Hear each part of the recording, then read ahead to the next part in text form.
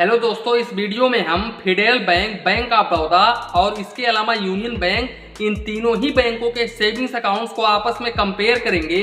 उसके बाद में हम ये देखेंगे कि आप लोगों के लिए इन तीनों ही बैंकों के सेविंग्स अकाउंट्स में से कौन सा सेविंग्स अकाउंट्स बेस्ट होता है, यानी कि कौन सा सेविंग्स अकाउंट्स ओपन करवाना चाहिए। दोस्तों लास्ट में आप लोगों को ये डिसाइड करना है कि आप लोग किस बैंक का सेविंग्स अकाउंट्स ओपन करवाना पसंद करेंगे। तो दोस्तों वीडियो को बिल्कुल भी स्किप मत करिएगा। चलिए इसी के साथ में वीडियो स्टार्ट करते हैं। दोस्तों जानकारी के लिए मैं आप लोगों को बता दूं कि बैंक ऑफ बड़ौदा और यूनियन बैंक ऑफ इंडिया ये दोनों ही बैंक गवर्नमेंट सेक्टर के बैंक है, जबकि अगर हम फेडरल बैंक की बात करें तो फेडरल बैंक प्राइवेट सेक्टर का बैंक है। दोस्तों तो यहाँ पर अगर हम सर्विस को लेकर के बात करें तो सर्विस आप लोगों को देखने में ही लगेगा कि प्राइवेट बैंक में ही ज्यादा सर्विस आप लोगों की अच्छी होती है। दोस्तों आप फेडरल बैंक के किसी भी ब्रांच में चले जाओगे तो वहां पर कर्मचारी बहुत अच्छे तरीके से व्यवहार करते हैं। मेरे पास में फेडरल बैंक का सेविंग्स अकाउंट है दोस्तों, और यहाँ पर ब्रांच भी है।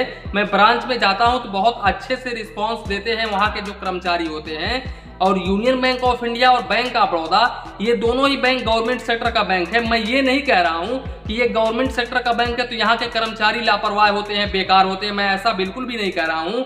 मेरे कहने का मतलब ये है कि जैसा कि आप लोग जानते हैं कि ये एक गवर्नमेंट सेक्टर का बैंक है, तो यहाँ पर किसी किसी ब्रांच में आप लोगों को कर्मचारी का बर्ताव अच्छा देखने को नहीं मिलेगा। तो ये एक माइनस पॉइंट यहाँ पर इन दोनों बैंकों का हो जाता है। इसके अलावा दोस्तों हम बात करते हैं अगर हम इंटरेस्ट रेट की, तो दोस्तों यहाँ पर फेडरल बैंक आप लोगों को 3.45% तक का rate of interest savings account के ऊपर ऑफर करता है, जबकि यहाँ पर बैंक ऑफ बड़ौदा आप लोगों को 2.70% तक का रेट ऑफ इंटरेस्ट ऑफर करता है। और वहीं पर अगर हम यूनियन बैंक ऑफ इंडिया की बात करें तो यूनियन बैंक ऑफ इंडिया आप लोगों को 2.75% का rate of interest savings account के ऊपर ऑफर करता है। तो दोस्तों यहाँ पर बैंक ऑफ बड़ौदा का ये एक माइनस पॉइंट हो जाता है कि यहाँ पर bank of Baroda savings accounts के इंटरेस्ट रेट के ऊपर काफी कम आप लोगों को इंटरेस्ट रेट ऑफर करता है। इसके अलावा दोस्तों अगर हम 1 ईयर एफडी की बात करें तो यहाँ पर अगर आप फेडरल बैंक में अपना एक सेविंग्स अकाउंट ओपन करवाते हो और फेडरल बैंक में अगर आप 1 ईयर का एफडी ओपन करवाते हो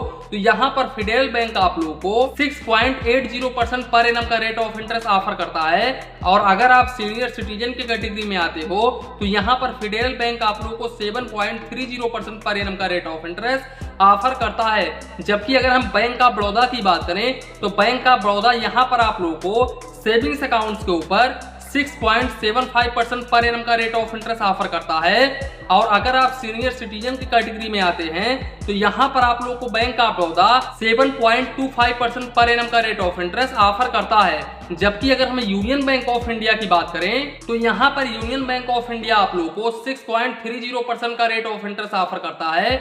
और अगर आप सीनियर सिटीजन की कैटेगरी में आते हैं तो यहाँ पर यूनियन बैंक ऑफ इंडिया आप लोगों को 6.80% पर एनम का रेट ऑफ इंटरेस्ट ऑफर करता है। दोस्तों यहाँ पर यूनियन बैंक ऑफ इंडिया का ये एक माइनस पॉइंट हो जाता है कि इंटरेस्ट रेट के मामले में ये दोनों ही बैंकों से सबसे पीछे है। मानता हूं कि सेविंग्स अकाउंट्स के ऊपर यूनियन बैंक ज्यादा आप लोगों को इंटरेस्ट रेट ऑफर कर रहा है, लेकिन वहीं पर एफडी पर आप लोगों को काफी कम इंटरेस्ट रेट प्रोवाइड कर रहा है। तो दोस्तों यहाँ पर इंटरेस्ट रेट के मामले में भी हम फेडरल बैंक को बेस्ट मान सकते हैं। दोस्तों यहाँ पर फेडरल बैंक आप लोगों को इन दोनों ही बैंकों से ज्यादा इंटरेस्ट रेट ऑफर कर रहा है। इसके अलावा दोस्तों अगर हम बात करें पैसे सुरक्षित को लेकर के कि इन तीनों ही बैंकों में सबसे ज्यादा पैसा सुरक्षित आप लोगों का किस बैंक में होता है, तो दोस्तों जैसा कि आप लोग जानते हैं कि यूनियन बैंक ऑफ इंडिया और बैंक ऑफ बड़ौदा ये दोनों ही गवर्नमेंट सेक्टर के बैंक हैं, तो ये दोनों ही बैंकों के डूबने का सवाल ही नहीं पैदा होता है। दोस्तों वैसे फेडरल बैंक भी कभी भी नहीं डूबेगा।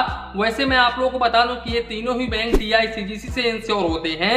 DICGC का पूरा नाम है deposit insurance credit guarantee corporation, जो कि RBI की एक सब्सिडी बॉडी है, जिसके अंतर्गत हर बैंक हर कस्टमर को 5 लाख रुपए तक का इंश्योरेंस बिल्कुल फ्री में प्रोवाइड करते हैं। दोस्तों इन तीनों ही बैंकों में से कोई भी एक बैंक कभी भी डूब जाता है तो ऐसे केसेस में आप लोगों का 5 लाख रुपए तक का अमाउंट बिल्कुल आसानी से मिल सकता है। इसके अलावा दोस्तों अगर हम मिनिमम बैलेंस की बात करें तो यहाँ पर फेडरल बैंक में अगर आप SB plus savings account open करवाते हो तो यहाँ पर फेडरल बैंक में आप लोगों को 5,000 रुपए तक मेंटेन करना होता है। वहीं पर अगर आप feed first savings account open करवाते हो तो यहाँ पर आप लोगों को कोई भी मिनिमम बैलेंस रिक्वायरमेंट नहीं होता है। इसके अलावा दोस्तों अगर हम बैंक ऑफ बड़ौदा की बात करें तो बैंक ऑफ बड़ौदा में अगर आप अपना सेविंग्स अकाउंट ओपन करवाते हो तो यहाँ पर आप लोगों को रूरल में 500 रुपए, सेमी अर्बन में 1000 रुपीज, वहीं पर अर्बन और मेट्रो सिटीज में 2000 रुपीज मेंटेन करना होता है। जबकि अगर हम यूनियन बैंक ऑफ इंडिया की बात करें तो यूनियन बैंक ऑफ इंडिया में अगर आप चेकबुक लेते हो तो ऐसे केसेस में आप लोगों को रूरल में 250 रुपए और सेमी अर्बन में 500 रुपए, वहीं पर अर्बन और मेट्रो सिटीज में आप लोगों को 1000 रुपीज मेंटेन करना होता है। तो दोस्तों यहाँ पर मिनिमम बैलेंस के बारे में अगर हम बात करें तो मिनिमम बैलेंस के मामले में यूनियन बैंक सबसे बेस्ट हो जाता है। दोस्तों यूनियन बैंक का ये एक प्लस पॉइंट है कि यहाँ पर यूनियन बैंक आप लोगों से काफी कम मिनिमम बैलेंस ले रहा है, जबकि वहीं पर फेडरल बैंक आप लोगों से 5000 रुपए मिनिमम बैलेंस रिक्वायरमेंट कर रहा है। दोस्तों तो यहाँ पर ये एक माइनस पॉइंट हो जाता है फेडरल बैंक का। इसके अलावा दोस्तों अगर हम चेकबुक की बात करें तो यहाँ पर फेडरल बैंक आप लोगों को 20 पेज का चेकबुक बिल्कुल फ्री में ऑफर करता है, जबकि बैंक ऑफ बड़ौदा आप लोगों को अगर आपका अकाउंट रूरल और सेमी अर्बन में होता है तो ऐसे केसेस में आप लोगों को बैंक ऑफ बड़ौदा कोई भी चेकबुक ऑफर नहीं करता है। और अगर आपका अकाउंट मेट्रो सिटी और अर्बन में होता है तब यहाँ पर आप लोगों को बैंक ऑफ बड़ौदा 30 पेज का चेकबुक पर फाइनेंशियल ईयर बिल्कुल फ्री में ऑफर करता है। और अगर हम यूनियन बैंक ऑफ इंडिया की बात करें तो यूनियन बैंक ऑफ इंडिया आप लोगों को 25 पेज का चेकबुक पर फाइनेंशियल ईयर बिल्कुल फ्री में ऑफर करता है। इसके अलावा दोस्तों ये तीनों ही बैंक आप लोगों को रुपए डेबिट कार्ड ऑफर करते हैं, जिसकी अगर हम एनुअल फीस की बात करें तो यहाँ पर आप लोगों को इन तीनों ही बैंकों में 200 रुपए प्लस जीएसटी चार्जेस देना होता है।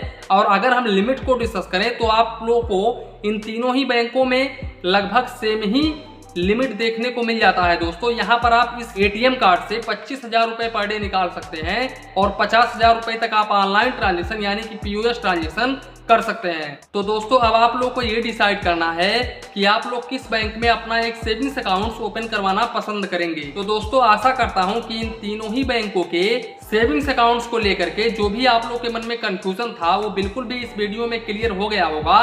तो इसी के साथ में वीडियो समाप्त करते हैं। वीडियो पसंद आया हो तो प्लीज वीडियो को एक लाइक करिए और अपने चैनल फाइनेंस बैंक को सब्सक्राइब करिए। मन में कुछ डाउट हो, कंफ्यूजन हो तो प्लीज कमेंट करिए।